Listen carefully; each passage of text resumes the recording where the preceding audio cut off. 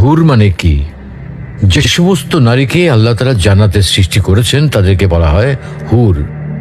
জান্নাতের রমণীদের আল্লাহ তাআলা জান্নাতি পুরুষদের জন্য উপহার হিসেবে রেখেছেন।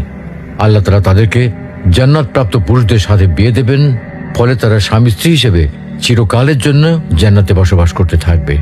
মহান আল্লাহ বলেন, كذلك وزوجناهم بحور عين আর আমি তাদেরকে বড় চোখ বিশিষ্ট হুরদের সাথে বিয়ে দেব। জান্নাতের হুর হবে চিরকুমারী ও সমবয়সের প্রেম সোহাগিনী।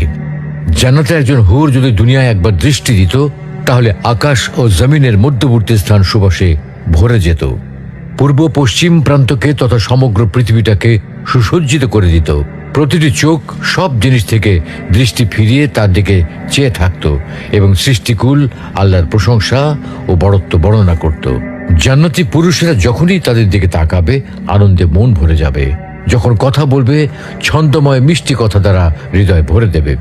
জান্নাতের রুম সমূহে যখন তারা ঘোরাফেরা করবে, তখন তাদের আলোতে রুমগুলো আলোময় হয়ে যাবে। জান্নাতের অধিবাসী নারী পুরুষগণ হবে একই বয়সের পরিপূর্ণ যুবক যুবতী। জান্নাতের হুর যখন তার স্বামীর চেহারার দিকে তাকাবে, তখন তার হাসিতে জান্নাত আলোময় হয়ে উঠবে। যখন তারা স্বামীর সঙ্গে কথা বলবে, তখন কতই না সুন্দর হবে সেই কথোপকথন।